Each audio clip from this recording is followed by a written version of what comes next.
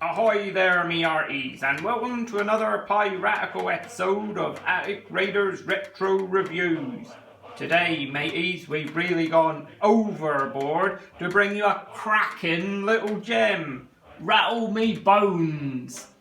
Released in the US in 1989 by Tyco Games, this Pacific version be the UK release which came ashore in 1990 from MB Games.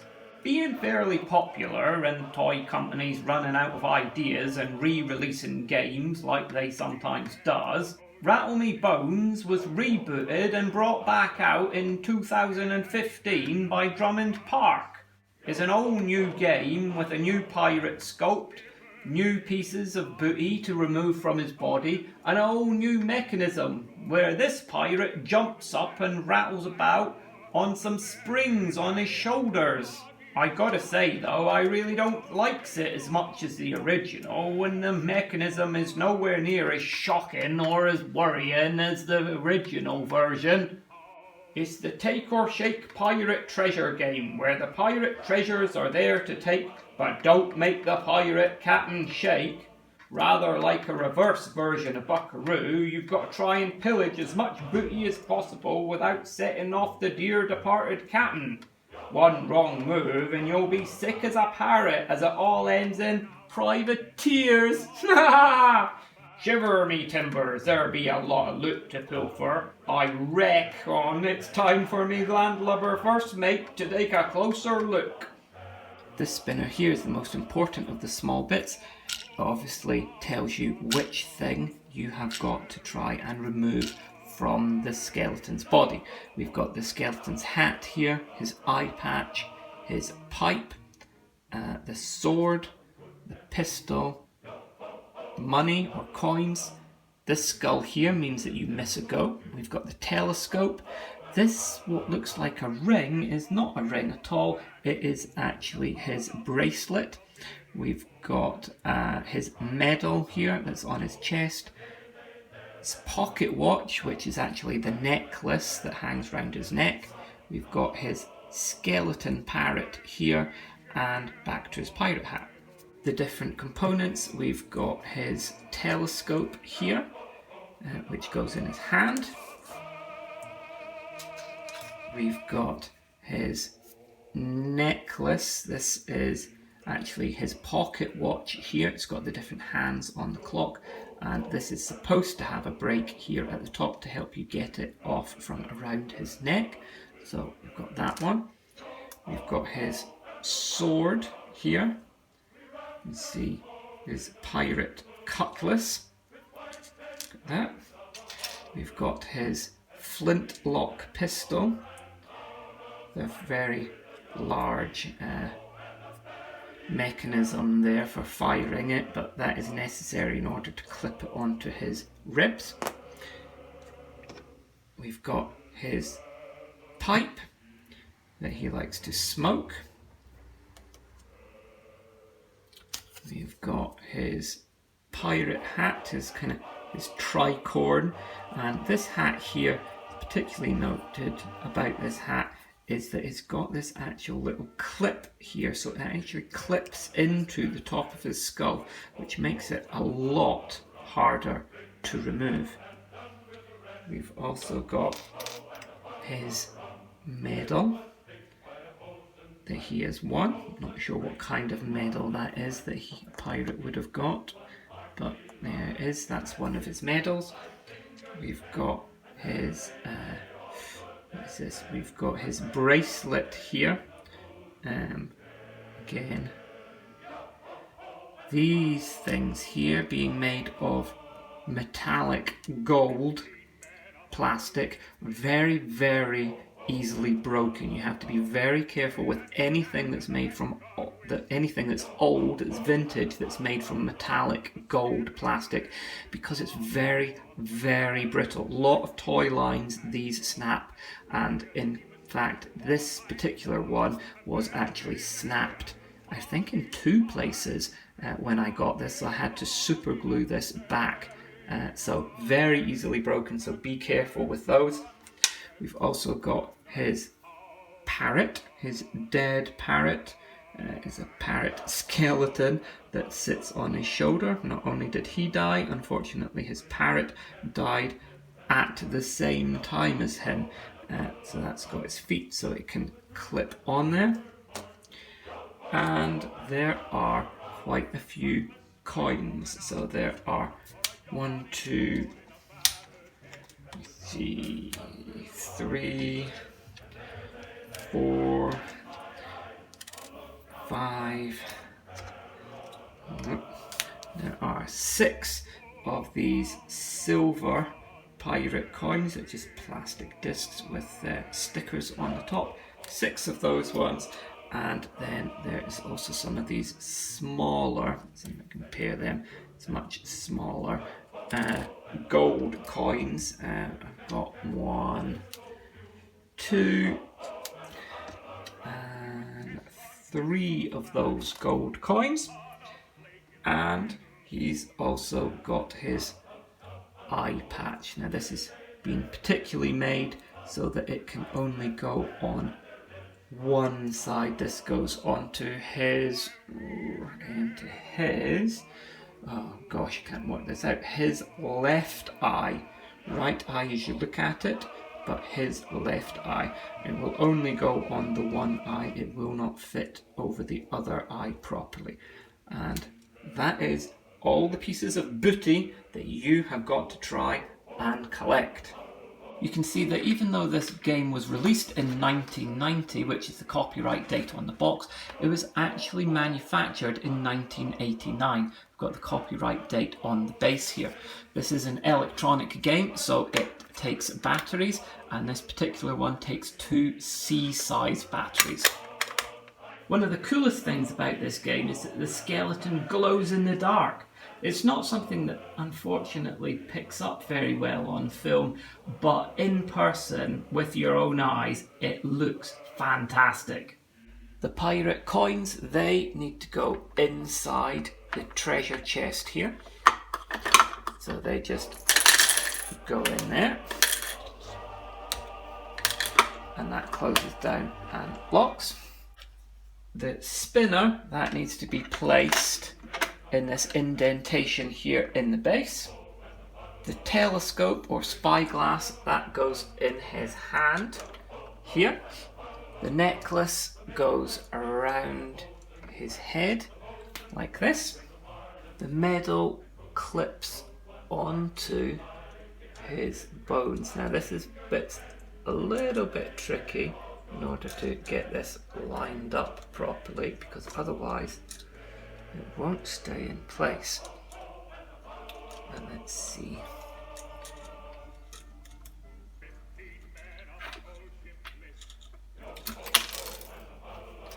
As I said, this bit is not easy getting this on. There is a knack to it, and I can't remember what that knack is right now.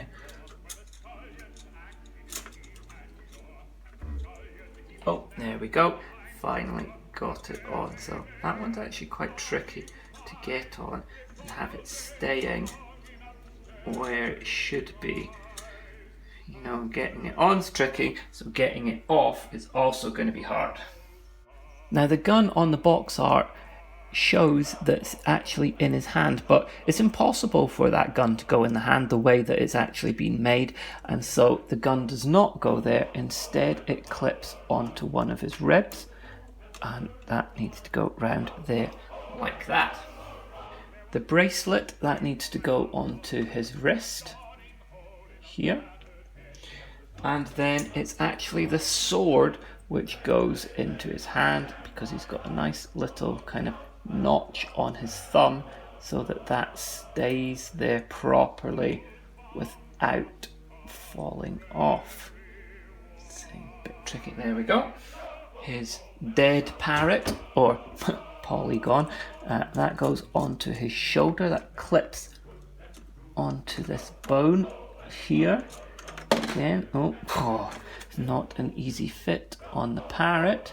None of these are easy fits. I suppose that would spoil the game if they were easy to do. There we go. This p-irrate is a smoker, so his pipe, that needs to go into his mouth like that. His eye patch here, that goes on over here, and then his hat has to clip into this bit in the top of his head in order to stay on properly. There it is. And oh, lost his sword. Sort out the bracelet. Get that sword back in there.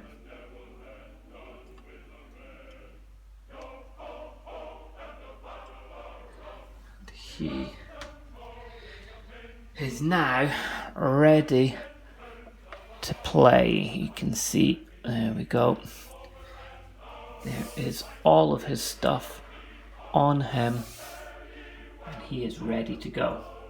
So to play the game, first thing I need to do is move this lever from the off position onto the on position, and when I do that, you've seen this wheel drops down very, very slightly, and that engages the mechanism inside this column here, so that that is now ready to go, and that will be activated by any movements which are just too much. So we have to go with the spinner first. It's quite hard to spin this here without actually activating anything, so it's probably a better idea. I know it's supposed to go there, but it's probably a better idea to take the spinner out and to spin it separately rather than trying to spin it on there, because with this lever in the way and his peg leg in the way and his arms and things, it's actually quite hard to spin this without setting him off. So I'm just going to take this out and spin it. So let's see, the first thing that we've got is going to be, it is his pocket watch here. This pocket watch is actually this here. This is his watch, his necklace. So I'm going to try and take that. And you're only allowed to use one hand for this. So I'm going to have to try to do this very, very carefully, because we need to get that over his pipe. That's not gonna go. That's not gonna go. Well, I suppose I'm gonna have to carefully just pull it then, because it does actually have a break, deliberate break in the back here, so you can get that off, and that's that piece successful. Other players go. Let's see how we go.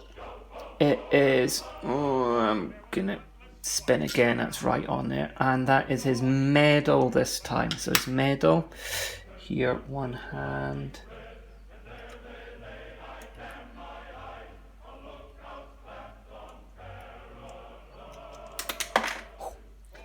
there we go, got his medal off. Right, let's go again. It's a coin, so we have to open up his chest.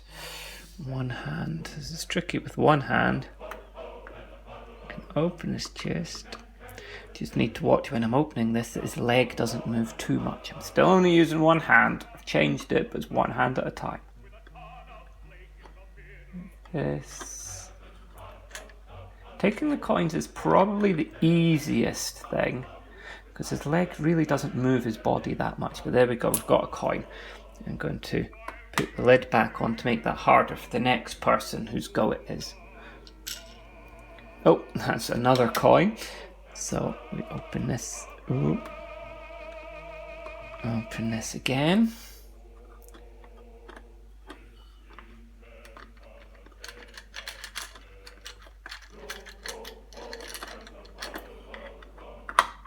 And that is another coin there.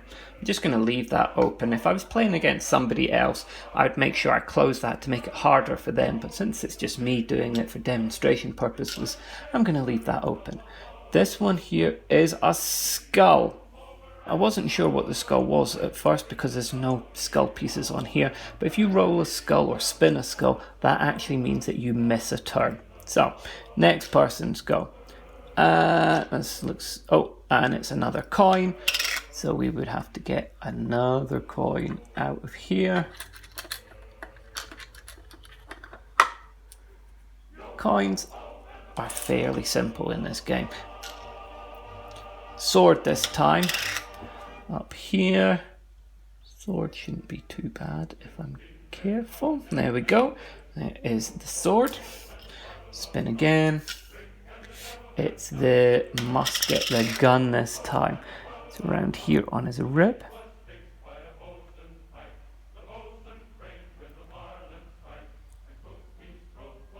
Now there's a definite knack to this one.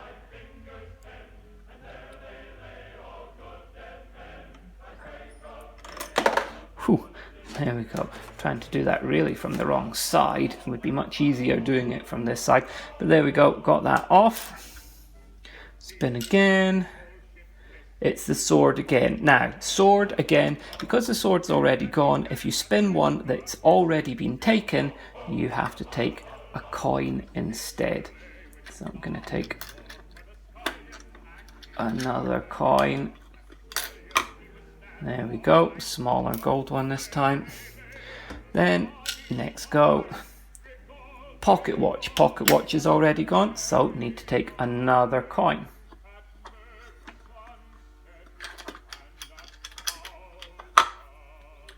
There we go, that's gone. Another one. Another coin. Let's go. Being quite blasé with these coins here because I know that it's very unlikely to set them off. There we go. Musket. Musket's gone. Oh, it's not a musket really, it's a pistol, but his pistol's gone. So I need to take a gold coin because the pistol's gone. And there's another coin, not gold but silver. There we go. And this time it's his medal. Medal's already gone, so another coin. I'm not really taking my time with these coins, am I? He's unlikely to go. There we go. Silver coin. I think there's only one coin left in there. And it was kind of in the middle, but let's say it is the parrot. Because otherwise the pocket watch is gone. So I'm going to try and take this parrot. The parrot's a trick. Ah, no! There we go. Parrot's a tricky one because it's really clipped onto there. And he's gone. These things have gone flying. So we need to set him back up again. Let's put those back in there. Put his wrist thingy back on there. Pipe back in his mouth. And he is ready to go again. Let's switch him back on. So I have to put that back because I didn't successfully get that. And anything that came off we need to put back on. And we continue play. Let's say it's the parrot again. See if I can do this time.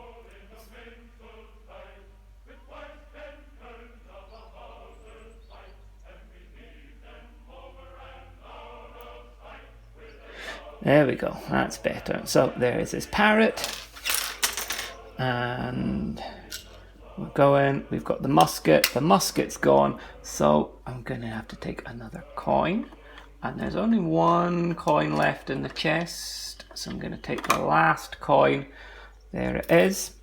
And now I've got the medal. Now the medal's gone. So I should take a coin, but there's no coins left. So that means that I get to take anything of my choice, any one of the pieces I want. I'm going to go for this wrist decoration, his bracelet. There we go. Got that off. Next one. Skull, miss a turn. Pirate hat, I would say that is, now his pirate hat is a tricky one because it's not just sitting on here, it's clipped into the top of his skull. So got to really watch, this is a tricky one. Oh, man. Managed to do that, finally. See, this clip here makes it tricky to get it out of that bit, but did it. There it is. I've only got 3 bits left. Let's see if they even come up on the spinner. Coin, no coins, so anything of my choice. Let's go for the pipe this time. Whoop. There we go, pipe is out. And medal's gone, coins are gone, so let's go for his eye patch this time. Ooh, it's on there pretty firmly. Oh, there we go, got it off. And the last one, oh, it actually did land on the telescope. So this is tricky because it's clipped, his fingers are clipped around this, so I'm going to have to carefully try and do this. Ooh. Phew, there we go, it's off, got that, and we have successfully raided his corpse. There are no treasures left on his decomposing body, and that's him. He's done. Once everything's been looted from his corpse, you then obviously count up how many pieces and bits of gold you have, and the player with the most is the winner. And there it is, you salty sea dogs. As a 2 to 4 player game, you can play it with a skeleton crew, while looting those coins from the chest is as easy as p-irrate. Sooner or later, somebody's bound to set off the old captain with a hat or telescope and parrot it killer. It can be a game of spine-tingling anticipation and a real barrel of laughs. My wife's a nervous wreck playing this game. It's a rarer one, running you about £15 to £20 on eBay, but if you can find it, it's worth its weight in gold. Until next time, shipmates, this be Attic Raiders Retro Reviews.